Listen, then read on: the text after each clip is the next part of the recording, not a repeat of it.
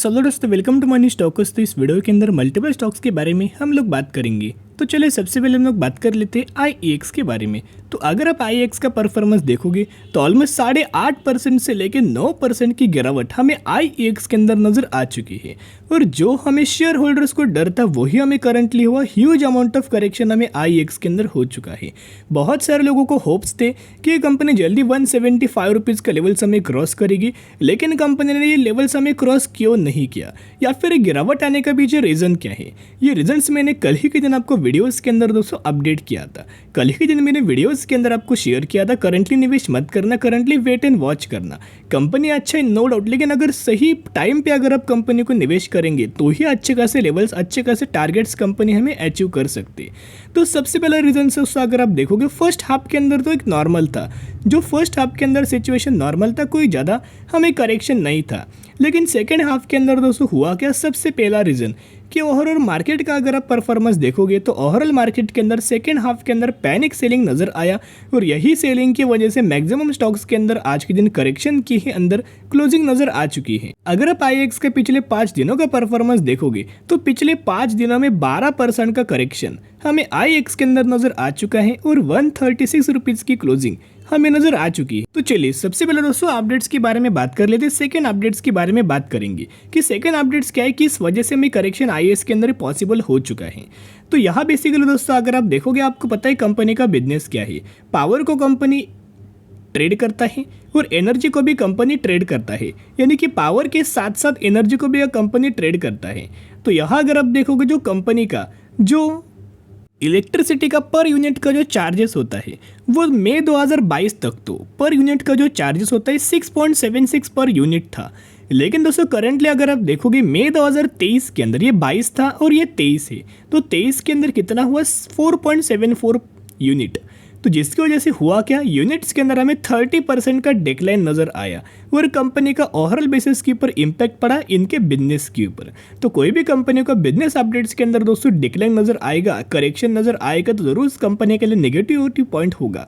और यही negativity point के द्वारा ही हमें आईएक्स के अंदर एक करेक्शन हमें पॉसिबल हो चुका है। अगर ये अपडेट्स नहीं आता तो कंपनी अच्छी खासी 150 रुपीज़ के लेवल्स के ही ऊपर लगातार दोस्तों ट्रेड करता, कोई ज़्यादा हमें करेक्शन नहीं होता। अगर करेक्शन होता भी तो इतना huge amount of panic selling हमें आईएक्स के अंदर नजर नहीं आई थी। सेकेंड चीज, एक तो कंपनी के अंदर नेगेटिव माहौल तो बन ही चुका था, ऊपर से खबर आया पूरा कोलैप्स हमें आईएक्स के अंदर आज के दिन नजर आ चुका है, 9% का करेक्शन आया। तो चलिए अभी हम बात करेंगे टेक्निकल चार्ट पैटर्न्स के बारे में। अभी भी मैं वही बात आपके साथ शेयर करूंगा, करंटली वेट एंड वॉच करना, करंटली निवेश मत करना। और कुछ समय में और कुछ आने वाले समय में कंपनी का जो परफॉर्मेंस है एक साइडवेज, एक करेक्शन वाला परफॉर्मेंस आपको नजर आ सकता है और ज़्यादा कंपनी हमें पैनिक लेवल इंक्रीज कर सकते हैं। सबसे पहले कंपनी का अगर आप रेजिस्टेंस वाला जो लेवल देखोगे, जो पहले सपोर्ट लेवल था वो करंटली रेजिस्टेंस लेवल के अंदर कन्वर्ट हो चुका है 150 रुपीज़ का लेवल। सपोर्ट लेवल्स की अगर बात की जाए तो ऑलमोस्ट 130 रुपीज़ का सपोर्ट लेवल हमें आईएक्स के अंदर नजर आ रहा है। कहीं ना कहीं यही कंपनी के अंदर चांसेस है कि यही कंपनी सपोर्ट ले और यही के आसपास कंपनी एक साइडवेज मूवमेंट करे। अगर ये कंपनी 130 रुपीज़ के लेवल से अगर ब्रेक करे तो डायरेक्टली आपको ये कंपनी 116 रुपये के आसपास हमें ट्रेड करती हुई नजर आ सकती। तो जिसकी वजह से एक रिक्वेस्ट करूंगा, करंटली निवेश मत करना, वेट एंड वॉच करना। हो सके तो कंपनी किस तरह से आने वाले समय के अंदर ग्रोथ आएगी। सबसे पहले जब कंपनी का ये क्यों हमें साइडवेज परफॉर्मेंस था, क्यों करेक्शन वाला परफॉर्मेंस था, इसके पीछे का रीजन है कि कंपनी हर एक क्वार्टर के अंदर बुरा हमें परफॉर्म कर रही थी। जब तक कंपनी क्यू बेसिस के ऊपर, वाई ऑन वाई बेसिस के ऊपर परफॉर्मेंस इंप्रूव ना करे तब तक कंपनी के अंदर रिकवरी आने का चांसेस बहुत ही कम है, ग्रोथ आने का चांसेस बहुत ही कम है। तो एक बार company Q basis and Y on Y basis अच्छा परफॉर्म करे, उसके बाद दोस्तों कंपनी का 2 से 3 क्वार्टर का परफॉर्मेंस एनालिसिस करना। अगर कंपनी का परफॉर्म बढ़े तो जरूर कंपनी के अंदर बाय ऑन डी स्ट्रेटेजी अप्लाई करके लंबे समय के लिए होल्ड कर सकते हो। सबसे पहले करंटली कंपनी के अंदर वेट एंड वॉच ही करना। तो चलिए दोस्तों अभी हम बात करेंगे इन्फोसिस के बारे में। तो अगर आप दोस्तों इन्फोसिस का परफॉर्मेंस देखोगे आज के दिन का, तो एक नेगेटिव वाला परफॉर्मेंस हमें पेश किया है इन्फोसिस ने। पिछले कुछ समय से अगर आप इन्फोसिस के लगातार परफॉर्मेंस देख रहे हो तो एक करेक्शन वाला परफॉर्मेंस है, एक साइडवेज वाला परफॉर्मेंस है, एक बहुत ज़्यादा वॉलेटिल वे में परफॉर्मेंस है। लेकिन कंपनी के अंदर जितना हमें पहले मोमेंटम हमें जनरेट हो रहा था उतना हमें करंटली मोमेंटम दोस्तों जनरेट नहीं हो रहा है। सबसे पहला रीजन, एक तो कंपनी जो इन्फोसिस ने अपना Q4 का जो रिजल्ट हमें पेश किया था वो उतना कोई अच्छा हमें रिजल्ट पेश नहीं किया था। तो कोई भी कंपनी दोस्तों अच्छा रिजल्ट पेश नहीं करते तो उस कंपनी के लिए प्रेशराइज वो कंपनी होता है, यानी कि वो कंपनी के अंदर प्रेशर तो बना हुआ होता है ऊपर से, तो जिसके बाद द्वारा अगर कोई छोटी से छोटी खबर भी अगर नेगेटिविटी खबर आए तो उस कंपनी के अंदर ह्यूज अमाउंट ऑफ गिरावट आने का चांस होता है।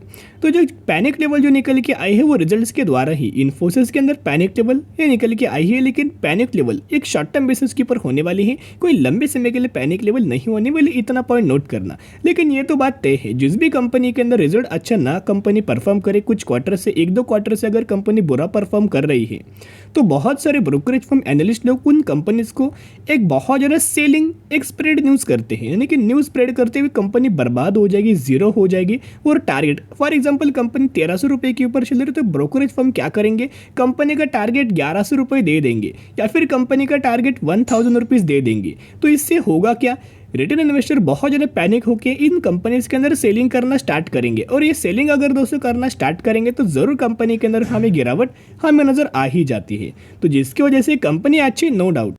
पिछले 1 साल से अगर आप इन्फोसिस का परफॉर्मेंस देखोगे तो पिछले 1 साल में कंपनी के अंदर 15.5% का करेक्शन नजर आ चुका है। लेकिन दोस्तों जब भी कंपनी का सेंटिमेंट्स बुरा होता है हमेशा हमें पॉजिटिविटी के बारे में सोचना होता है, क्योंकि यही पॉजिटिविटी आपके अंदर पेशेंस क्रिएट करेंगे, यही पेशेंस के साथ विद फुल ऑफ कॉन्फिडेंस आप अच्छी कंपनी को लंबे समय के लिए होल्ड कर पाओगे। तो अभी हम बात करेंगे ब्रोकरेज फर्म के बारे में। टारगेट उन्होंने दिया हुआ है, डेट एंड टाइम नोट करना।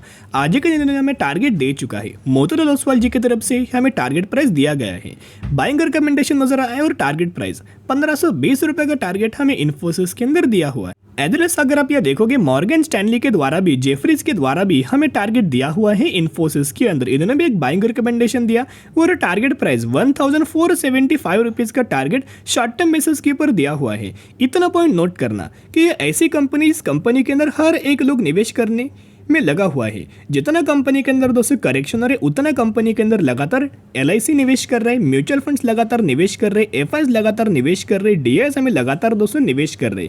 एडलस अगर आप इन्फोसिस का हर एक दिन का डिलीवरी बेस पैटर्न देखोगे तो मोर देन 70% हमें डिलीवरीज हमें बेसिकली इन्फोसिस के अंदर दोस्तों नजर आ रही है। स्टॉक अगर गिर रहा है तो भी दोस्तों कोई प्रॉब्लम नहीं है, बहुत ज़्यादा लोग निवेश करने के लिए यह लाइन लगा रहे। तो इतना पॉइंट नोट करना कि आने वाले सालों में ये ऐसी कंपनी की आपको मल्टीबैगर रिटर्न से कंपनी प्रोवाइड कर सकती, बना के दे सकती। नेक्स्ट अपडेट्स अगर आप देखोगे बहुत ज्यादा पॉजिटिव अपडेट्स है, यही अपडेट्स के द्वारा इन्फोसिस आने वाले सालों में बड़ी वेल्थ हमें क्रिएट करके दे सकती, क्योंकि कंपनी अगर डिमांड फुलफिल करे तो उस डिमांड के द्वारा ही कंपनी का रेवेन्यूज और नेट प्रॉफिट आगे बढ़ सकता है। Infosys expect acceleration demand from spend on cloud, generative AI, cyber security, IoT, emerge technology. तो इन सभी टेक्नोलॉजीज के अंदर सभी सर्विसेज कंपनी आने वाले समय में दोस्तों डिमांड फुलफिल करने वाला है। इन सेगमेंट के अंदर बहुत ज़्यादा डिमांड होने वाला है, स्पेशली जनरेटिव AI के अंदर, क्योंकि आने वाले समय में हर एक जो चीज़ होने वाली है वो AI के ऊपर ही डिपेंड होने वाली है, साइबर सिक्योरिटी के ऊपर डिपेंड होने वाला है और क्लाउड बेस बहुत ज़्यादा कम आने वाले फ्यूचर में होने वाला है। तो जो भी सेगमेंट आने वाले फ्यूचर में डिमांड हमें होने वाला है, इन डिमांड के द्वारा ही हम इन कंपनीज के अंदर रैली आपको नजर आ सकती है। लेकिन दोस्तों इन कंपनीज के अंदर अगर आप निवेश करेंगे तो शॉर्ट टर्म में कोई आपको ज़्यादा रिटर्न नहीं मिलेगा। इन कंपनीज के अंदर अगर आप निवेश करेंगे तो आपको टाइम देना पड़ेगा, 2 से 3 साल आप इन कंपनीज के अंदर दोस्तों अगर बाइंग करके होल्ड करेंगे तो ही कंपनी शानदार तरीके से रिटर्न दे सकती है। देखिएगा पास्ट का हम लोग दोस्तों परफॉर्मेंस देख लेते। बेसिकली अगर आप यहाँ देखोगे 2008 में हमें एक बार करेक्शन हुआ था, किसके द्वारा, एक रिसेशन का फेज हमें चल रहा था, 2008 में गिरावट हुआ, लेकिन जिन गिरावट के अंदर लोगों ने निवेश किया होगा उन्हीं लोगों को अगले 2 सालों में ह्यूज अमाउंट ऑफ रिटर्न मिला। 200% का रिटर्न इन्फोसिस ने शेयर होल्डर्स को प्रोवाइड कर चुका है। 2020 में करेक्शन हुआ था इन्फोसिस के अंदर, 30% तक का इन्फोसिस हमें गिर चुका था, लेकिन जिन लोगों ने इस गिरावट के अंदर निवेश किया होगा विद फुल ऑफ कॉन्फिडेंस, वही लोगों को अभी करंट बेसिस के पर कंपनी ने विद इन 2 ईयर्स 250 से लेकर 300% तक के रिटर्न शेयर होल्डर्स को प्रोवाइड कर चुका है। यानी कि दोस्तों कंपनी रिटर्न सबको प्रोवाइड करता है, लेकिन आपको इन कंपनीज के अंदर लंबे समय के लिए होल्ड करना पड़ेगा। किसके ऊपर विश्वास मत रखना, खुद के ऊपर कॉन्फिडेंस रखना, खुद के ऊपर स्टडी करना, एनालिसिस करना और इन्फोसिस जैसे फंडामेंटली स्ट्रांग कंपनी को लंबे समय के लिए होल्ड करना। शॉर्ट टर्म में ये कंपनीज बिल्कुल भी रिटर्न नहीं प्रोवाइड करती। तो चलिए अभी हम बात करेंगे लास्ट कंपनी के बारे में, इंडिया मार्ट इंटरमेश लिमिटेड के बारे में बात करने वाले हैं। यही वो कंपनी है जिसके अंदर 4:4 रेशियो के अंदर हमें बोनस का बेनिफिट मिलने वाला है, यानी कि आप 1:1 रेशियो भी दोस्तों बोल सकते हो। तो अगर आपके पास इस कंपनी के 4 शेयर होंगे तो 4 के बदले 4 आपको बोनस शेयर दिया जाएगा और यही एग्जीक्यूशन के बाद आपके पास हो जाएंगे 8 शेयर। इसी रेशियो के अंदर इस कंपनी के अंदर आपको बोनस का बेनिफिट दोस्तों मिलने वाला है। तो निवेश करने से पहले जरूर कंपनी के बारे में स्टडी करना, एनालिसिस करना और अगर आपको कंपनी पसंद है तो ही निवेश करना, नहीं तो आप स्किप करके भी चल सकते हो। चलिए आज के लिए इतने, अगर आपको वीडियो पसंद है जरूर वीडियो को लाइक और चैनल को सब्सक्राइब कर सकते हो। फिर मिलेंगे, बाय।